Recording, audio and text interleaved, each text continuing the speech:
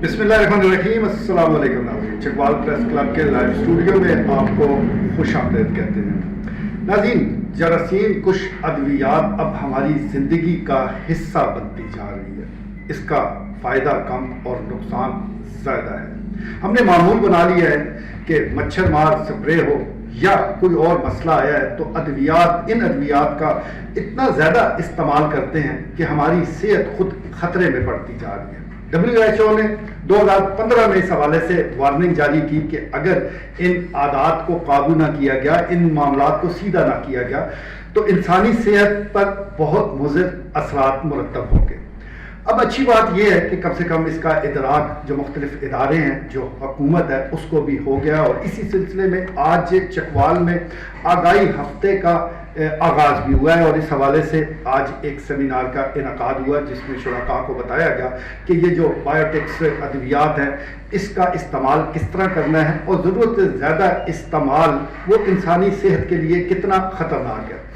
انسانی صحت پر کیا اس کے اثرات مرتب ہو رہے ہیں, اس کا اندازہ آپ کسی بھی ہاسپٹل میں چلے جائیں آپ کو ہو جائے گا. مریض ہیں کہ ان کی تعداد بڑھتی جا رہی ہے. اس میں کوئی دو رائے نہیں کہ جو ہماری خوراک ہے اس کا بھی اثر ہے.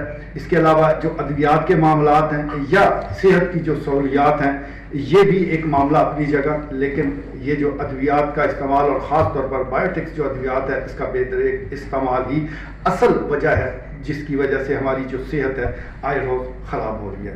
آج کا یہی موضوع ہے لائیو اسٹوڈیو کا, اور اس کے ساتھ ساتھ ہم اس وقت جو اوشین کیبل اور اپنا Chakwal digital cable network پر یہ پروگرام دیکھ رہے ہیں ان ناظرین کو بھی ہم خوش آمدید کہتے ہیں. گفتگو کا آغاز کرتے ہیں سینئر صحافی چیئرمین پریس کلب خواجہ بابر سلیم سے. خواجہ صاحب, ہمارے معاشرے میں سیلف میڈیکیشن کوئی نئی بات نہیں ہے. جس کو ذرا سی کوئی بیماری ہو خود سے ادویات تجویز کر لیتا ہے. اسی طرح اگر کوئی مکھی مچھر مارنا ہو تو پھر لگتا یہی ہے کہ پورے گھر کو اس میں رنگ دیا گیا ہے. تو یہ عادت کتنی خطرناک ہے؟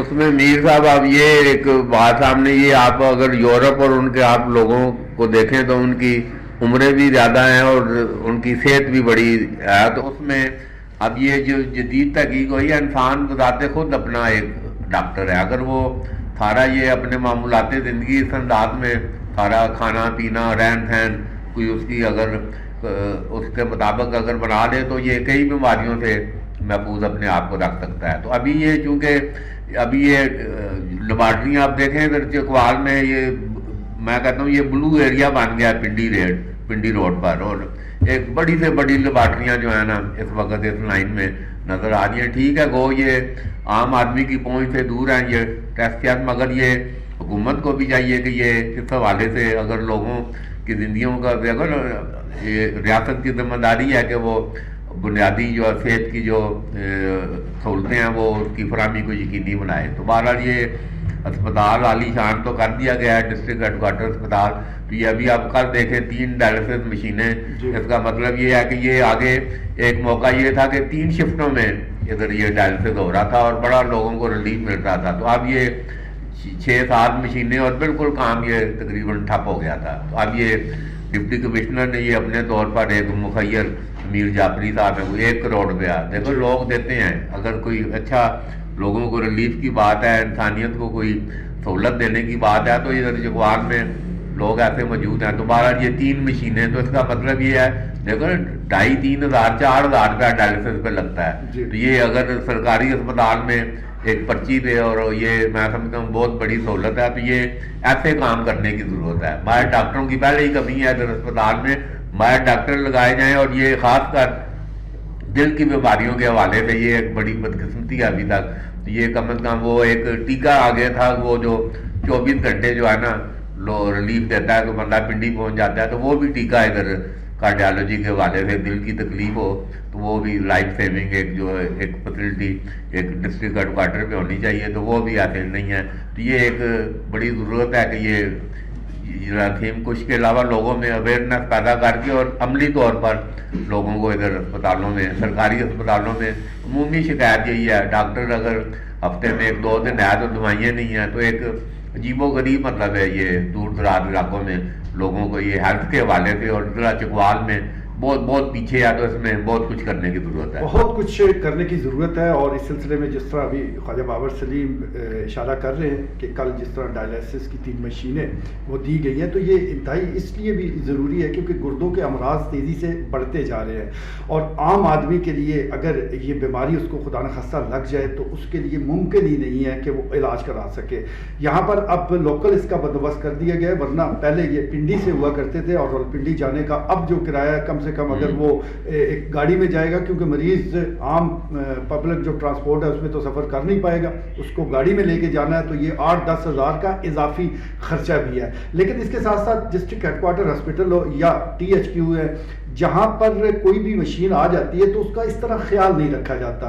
यही देखा गया है कि चंद दिनों के बाद वो ख़राब हो जाती है और फिर मुख्तलिफ हीले बहाने करके उसको साइड पे लगा दिया जाता है। तो कम से कम इस तरफ ज़रूर तवज्जो देने की ज़रूरत है कि कोई मुखय्यर शख्स, दर्द दिल रखने वाला जो इंसान है वो सामने आया है, उसने 1 करोड़ रुपए से ज़ायद अतिया किया है, तो उसके इस जज्बे की कदर होनी चाहिए। खाई साहब, जिस हवाले से अभी हम डिस्कशन कर रहे हैं, चाहे हम फील्ड में चले जाएं हेल्थ की, तो अताई जो है हकीम एक तो क्वालिफाइड लोग हैं, चले उनका तो उनके पास तो सर्टिफिकेट मौजूद है, सनद मौजूद है, चाहे वो हकीम है या कोई और है। लेकिन हम ये देख रहे हैं कि सर्टिफिकेट भी कोई नहीं है। जिसको 4 अद्वियात के नाम याद है वो मेडिकल स्टोर खोल के बैठ गया है और वहां पर रश लगा है, तो ये कितना इंसानी जान के लिए खतरा है। देखें जी, बात ये है कि ये जब जैसे जैसे आपका जो MBBS डॉक्टर है इसकी फीसें बढ़ती जा रही हैं, तो अद्वियात की कीमतें जो है ना बढ़ती जा रही हैं। ये जो आप अताई जिसको आप बोल रहे हैं ना, हकीम है या इस किस्म के जो हैं, ये गरीब लोग जो हैं, इनके पास मैं, क्योंकि मुझे खुद मतलब होगी कॉन्स्टिपेशन होगी, उसमें मतलब बहुत, मैं इस्लामाबाद तक गया, 2000 का पेट्रोल डलवा के, फिर कुलसूम इंटरनेशनल में एक स्पेशलिस्ट उसको मैंने दिखाया, उसने मुझे वो साशे दिए और वो सारा का ये करें, कोई ना हुआ। मुझे एक ने बोला कि इधर वो बैठे हुए, वो अताई जिसकी आप जिक्र कर रहे हैं, इधर बैठे हुए हैं तहसील रोड पे, अस्पताल रोड से मुड़ें तो उधर आप जाएं तो जो है ना, मैं गया, उन्हें करीमा फिक्स के पता नहीं क्या उसका नाम था, उसने मुझे वो दी, आप ले लें जी, वो 2 टाइम आप लें, और मैं लेता गया हूं ना, तो मुझे मतलब रिलीफ मिल गया अताई से। अभी आप कह रहे हैं ना कि अताई, तो मैंने देखा वहां पे कि लाइन लगी हुई है गरीबों की, वो मतलब 30 रुपए 40 रुपए ले रहा है मतलब गरीब से, और उसको दवाई दे रहा है। मगर मैंने ये भी देखा है कि ये जब उनसे इलाज नहीं हो पाता, कि थोड़ा मर्ज जो है थोड़ा उनसे ऊपर हो गया है, तो वो रेफर कर देते हैं टू डिस्ट्रिक्ट हॉस्पिटल, आप मतलब उधर जाएं, ये आपका मर्ज जो है हमारे से वो थोड़ा सा ऊपर हो गया। तो ये मतलब गरीबों को ये अताई जिसको हम कह रहे हैं, ये इसलिए फल फूल रहा है कि गरीब मतलब कासर है प्राइवेट अस्पतालों में जाने से। वहां पे इतनी बड़ी लाइन होती है अस्पतालों में, उसकी बारी नहीं आती, 2 बज जाते हैं, उसकी बारी नहीं आती, कल आ जाना जी। उससे मतलब बचने के लिए ये जो अताई हैं, इनको मतलब पिजराई इनको जो है ना मिल रही है, कारोबार चल, अल्लाह ऊपर बैठा हुआ है, उनको भी जो है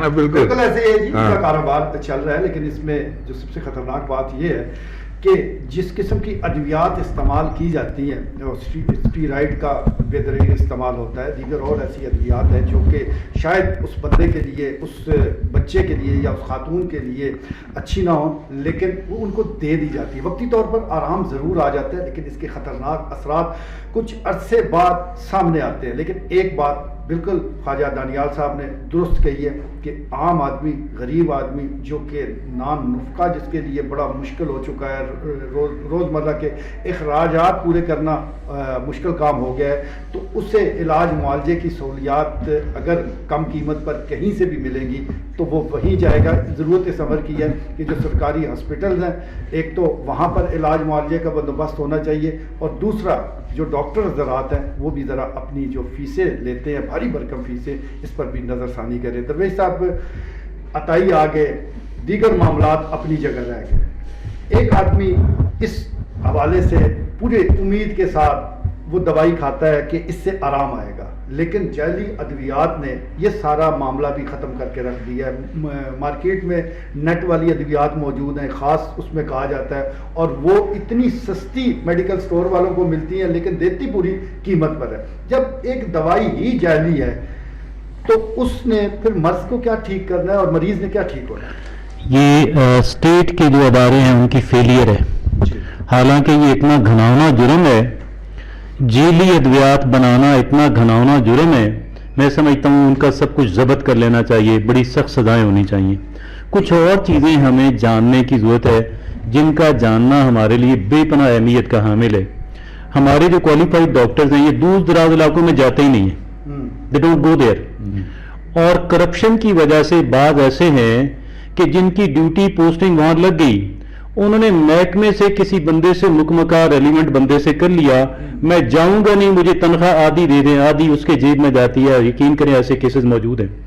اب ان بیچاروں کے کہ جو دور دراز علاقوں میں رہتے ہیں، جن کے پاس اپنی ٹرانسپورٹ بھی نہیں ہے کہ اور ٹائمز کے اندر وہ شہر کے اندر آ سکیں، ڈاکٹرز کی فیسیں پے کر سکیں، اب وہ بیچارے عطائیوں کے پاس نہ جائیں تو کیا کریں؟ ایک بات. دوسری بات، ہمارا جو کوالیفائڈ ڈاکٹر ہے، آپ کو 2 ادویات کی ضرورت ہے، آپ یقین کریں وہ 5 لکھ کے دے دے گا. اس نے ادویات بنانے والی کمپنیوں سے کمیشن لیا ہوا ہے، اس نے فارن وزٹس بھی کرنی ہے، اس نے جناب والا کار بھی لینی ہے، اس نے ماہانہ پیسے بھی لینے ہیں. آپ کو 2 ادویات کی ضرورت ہے اور 5 لکھ کے دے دے گا. اور بھی بات سنیے گا، سالٹ ایک ہی ہوتا ہے. ایسے ہی ہے. کم پیسوں والی میڈیسن بھی مل جاتی ہے، زیادہ پیسوں والی بھی مل جاتی ہے. وہ زیادہ پیسوں والی پرسکرائب کرے گا، اس لیے کرے گا کہ کمیشن جو ہے کم پیسوں والا، جو کم پیسوں میں جو وہی سالٹ دے رہا ہے، یہ سالٹ ہوتے ہیں، اسی سالٹ کو اگر کوئی جو فارمولا ہوتا ہے، اگر اس کو ایک کم پیسوں میں بیچنے والی کمپنی بھی مہیا کر رہی ہے لیکن وہ کمیشن چونکہ کم پیسوں میں دے رہی ہے، وہ کمیشن نہیں دے پائے گی، وہ بھاری پیکیجز ہمارے ڈاکٹرز کو نہیں دے پائے گی. میں سمجھتا ہوں کہ ہمارے تمام تر شعبوں کے اندر بگاڑ اور زبردست قسم کا ہے، اور یہ جو لوگ ہیں یہ تو انسان کی جانوں سے کھیل رہے ہیں. خدارہ ہماری جو حکومت ہے، وہ ہمارا جو محکمہ ہے، 2 چیزیں جو ہیں ان پہ قطعاً کوئی کمپرومائز نہیں کرنا چاہیے. پہلا سسٹم آف جسٹس ہے اور دوسرا یہ ہیلتھ کا ڈپارٹمنٹ. خیر صاحب، ابھی جیسے درویش صاحب اداروں کی بات کر رہے ہیں، ذمہ دار لوگوں کی بات کر رہے ہیں، تو ہیلتھ اتھارٹی موجود ہے. ڈرگ انسپیکٹر کا اس حوالے سے بڑا اہم رول ہوتا ہے، فیلڈ میں جا کے میڈیکل سٹور کو چیک کرنا، وہاں پر کون سی ادویات موجود ہیں اور کیا ہو رہا ہے، یہ اس کی ذمہ داری ہے. تو آپ کیا سمجھتے ہیں کہ وہ اپنا کام صحیح طریقے سے کر رہے ہیں؟ نہیں جی، یہی تو ابھی ہم ادھر کیا رونا رو رہے ہیں جی، یہ دانیال صاحب محکمانہ ناانصافیاں، یہ سارا ایک بالکل سارا سسٹم ہی، وہ جب ہم کہہ رہے ہیں کہ یہ بدبودار اور دفن زدہ ہو گیا تو اس کا مطلب یہی ہے کہ کوئی بھی جو ہے نا ادارہ، جس کی بھی کوئی اتھارٹی ہے، ذمہ داری ہے، وہ مس یوز آف اتھارٹی، تو یہ ایک فیشن بن گیا ہے اس ملک میں. تو یہ آپ 75 سالوں میں دیکھ لیں، مس یوز آف اتھارٹی ہے کہ آج ہم یہ دن دیکھ رہے ہیں اور عام آدمی بری طرح سے متاثر ہو رہا ہے. تو بہرحال یہ ہمیں توقع رکھنی چاہیے کہ اب یہ، کیونکہ قانون قدرت بھی ہے، تو یہ ایک اللہ کرے کوئی ایسی صورتحال پیدا ہو، اور یہ کم از کم جو جس کی ذمہ داری، آپ یہ دیکھیں پوری ہیلتھ اتھارٹی، آپ جس طرح فکر کر رہے ہیں، پورا ایک PDO بیٹھے ہوئے ہے، چیف ایگزیکٹو ہیلتھ اتھارٹی،